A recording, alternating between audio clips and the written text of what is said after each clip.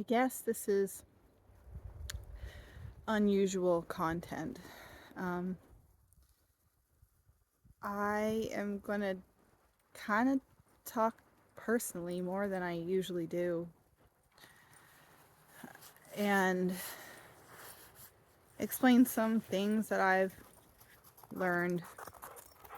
And this is not autism neurodivergent specific content, but it's something that has been on my mind, and it's something that I really would like to communicate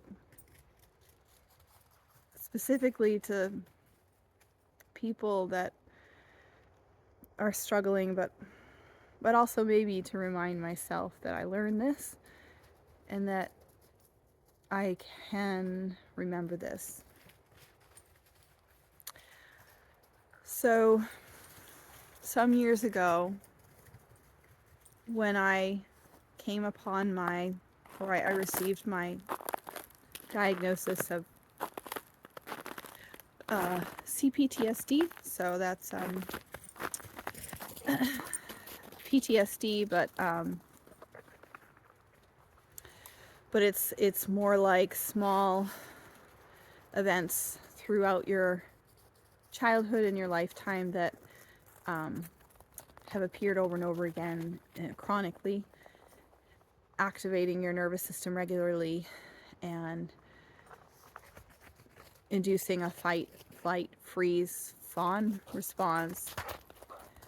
So I was just really struggling in life, and I was just angry. I was really angry and at like just everything. I was just irritable all the time, and I didn't know how to manage anything.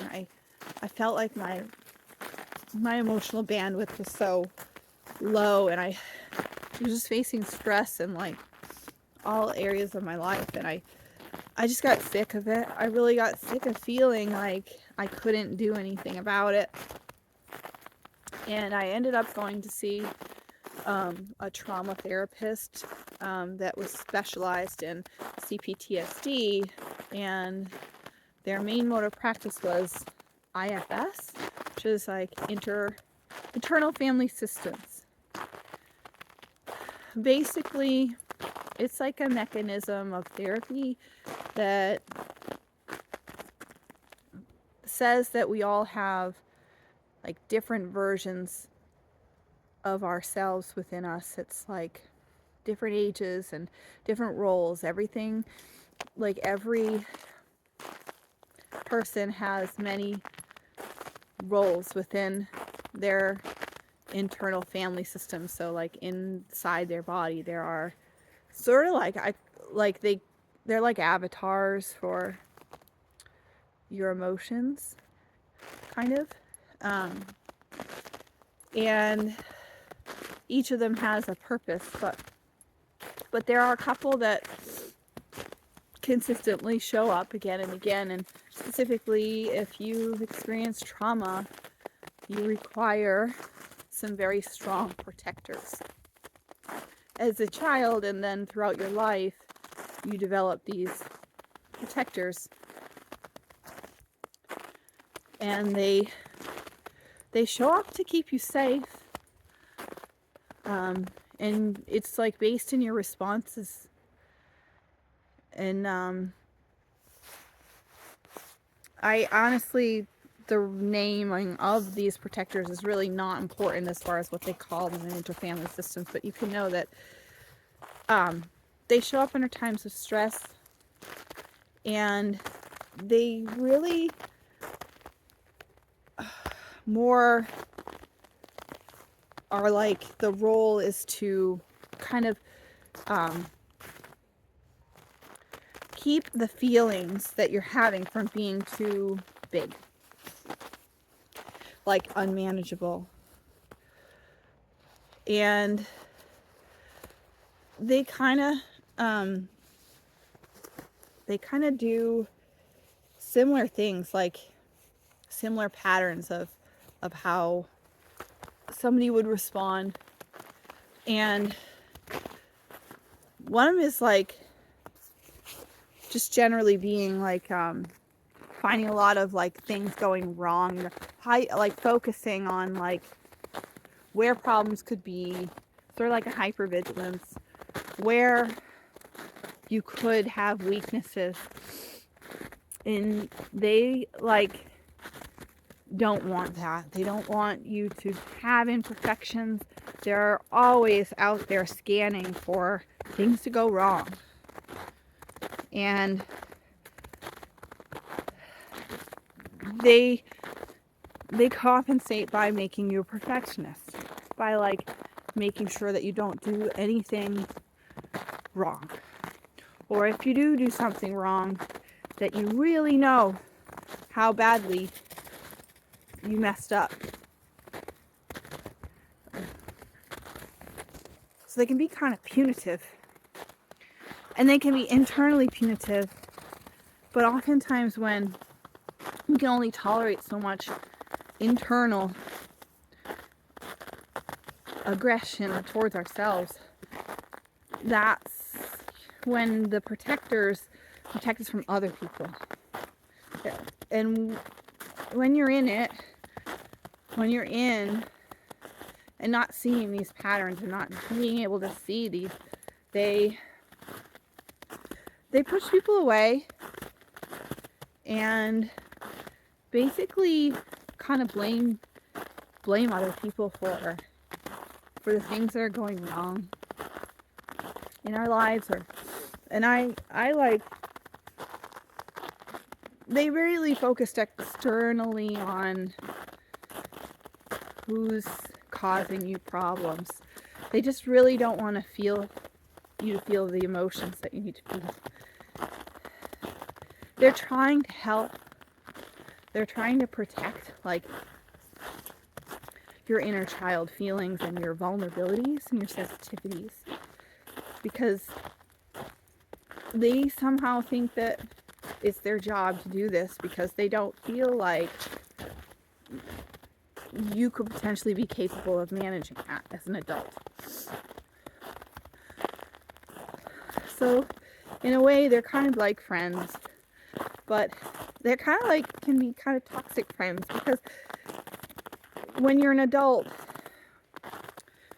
you do need people in your life to like actually be your support, and you need to be able to trust that. You need to be able to trust yourself, and pushing the people away that might cause you to feel like vulnerable feelings in the long run is just like creating more problems. So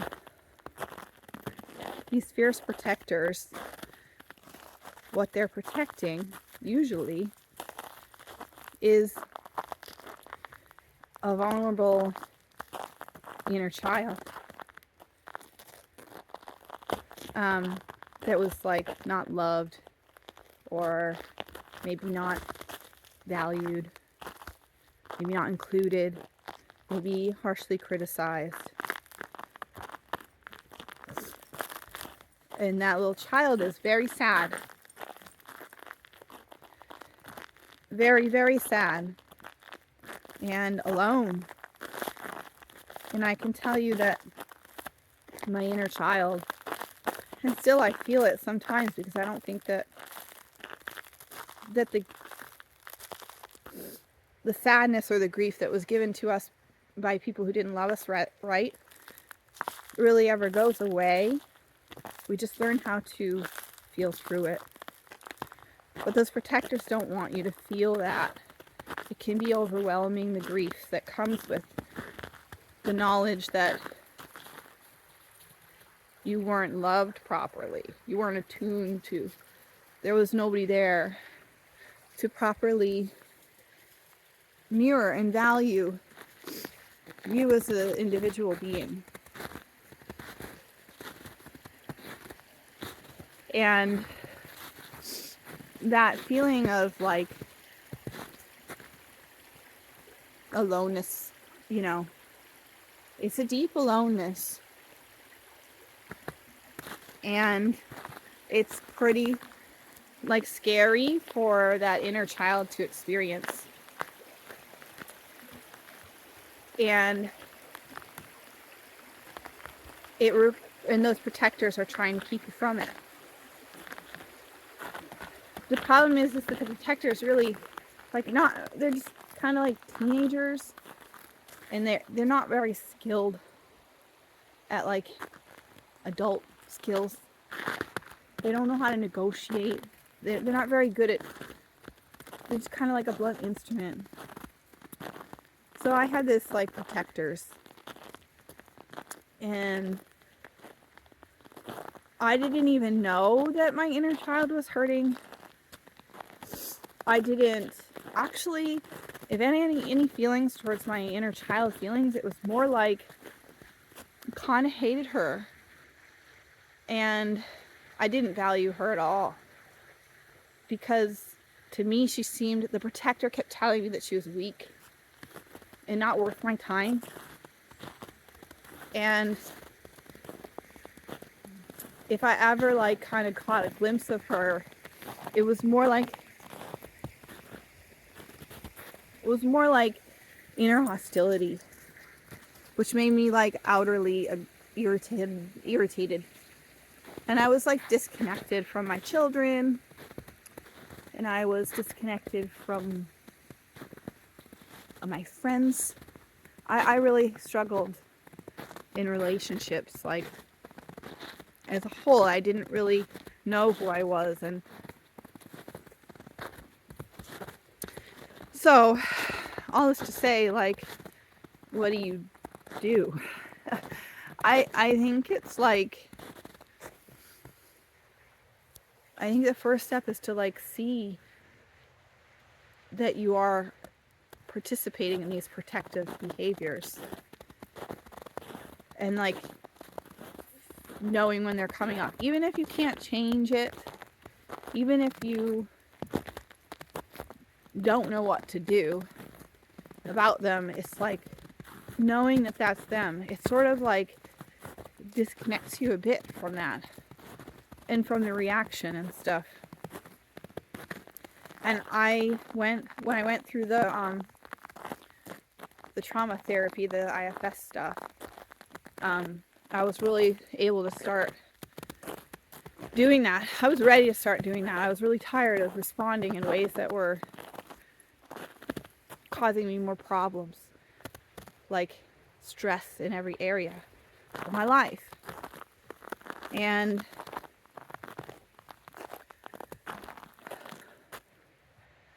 I started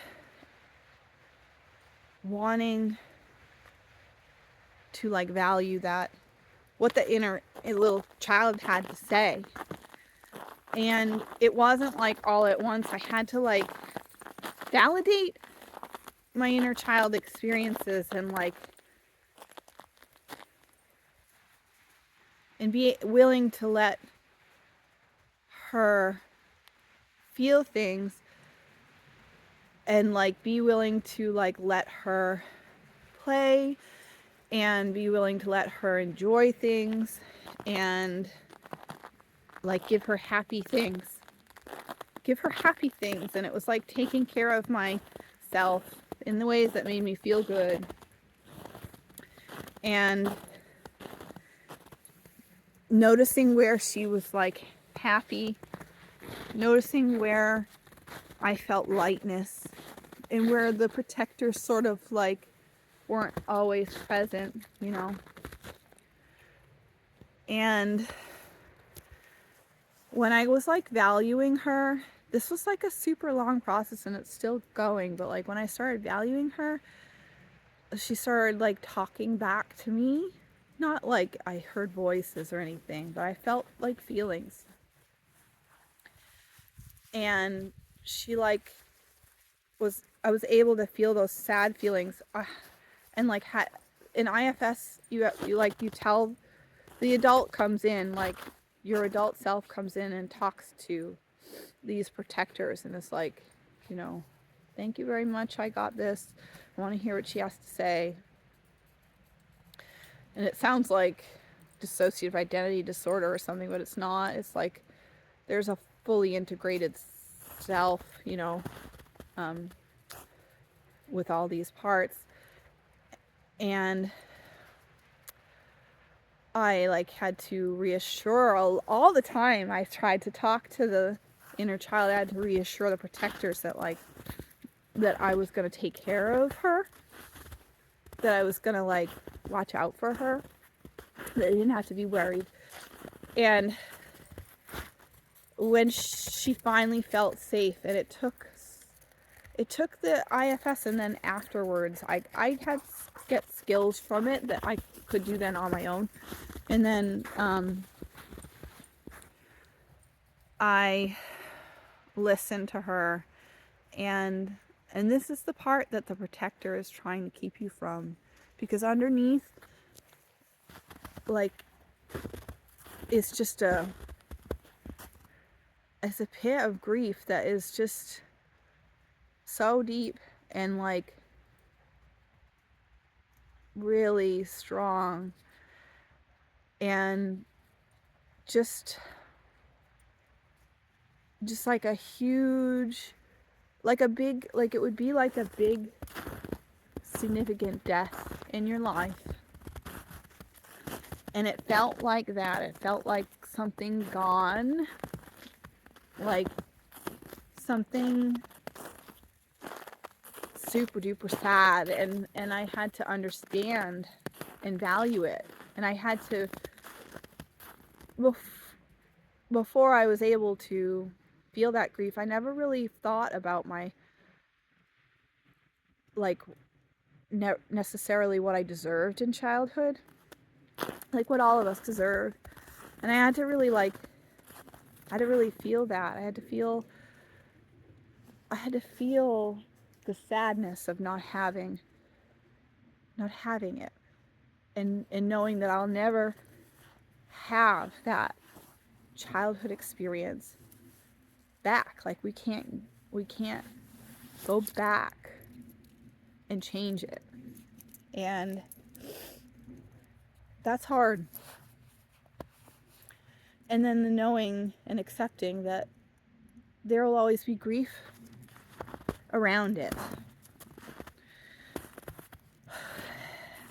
And as I move through the grief, and I still feel it, sometimes it gets strong. But since the protectors aren't really there anymore, I don't feel, or if they're there, they're not, they're used for different purposes, I guess. They're not used like a blunt instrument anymore. They're more used when my inner child or myself is not being taken care of by somebody else, or dismissed. And it's more like a healthy boundary feeling, more like a what's right for me, what's not right for me feeling, than a everybody needs to pay kind of feeling. And I've been able to just release a lot of the self-criticism, the self-blame, all of it once I started listening to my inner child, and all of it once I started really feeling like I loved her. And I love her. I love her so much. Getting to that point, and now it's taken me years, but I can talk to her and I can tell her things directly now, like you would to your own child. I couldn't hear my words.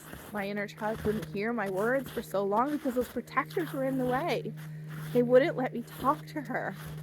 And I know it sounds crazy. It sounds kind of weird, but now I hear my love that I, as a human being in this magnificent, wonderful, beautiful planet, need and deserve, we all do. And it's a very big comfort. I still have lots of times where I'm feeling sad and feeling down. But now I feel like when I hear things about myself that don't sound like my valued inner child, I can just not listen to them. Because I can keep coming back to this. Like, I feel like I'm worthy. But it's been such a long process, and I just wanted to like share it, I guess. And it has like helped me so much to be able to talk to myself like that. And it helps me like really get through when I'm not like doing all the things that I had for goals, or like, kind of giving myself some space and some room on how I grow and how also other people grow. Like, I don't need to control other people or tell them how they need to be, or I really understand through going my own path that everybody's path is like their own. And it's just been really, really helpful. And like, I just wanted to give some hope, I guess, to people that are in that place where they feel like their protector is always on and they have to be hyper vigilant, because I think I spent like all of my life like that. Like I was just such a protected person.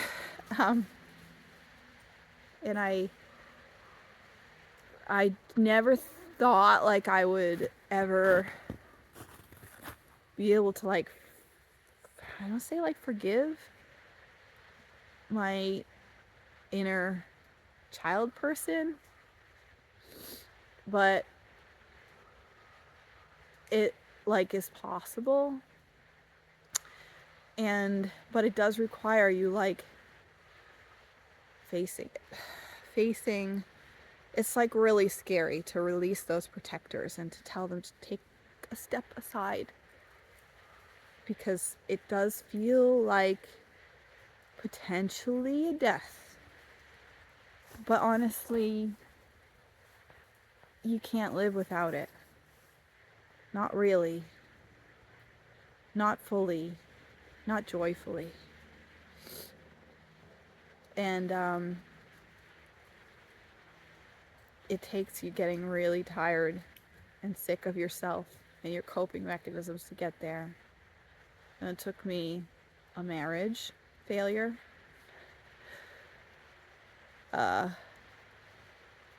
children not doing well, me feeling just like unhinged on a daily basis. It's just like not feeling like I had anywhere to turn to. So don't lose hope, I guess. And if I can do it, if I can get there, like, I really feel like everybody can, but it's not easy. It's not easy, and it has to be the right time. And it doesn't have to be on any specific time frame.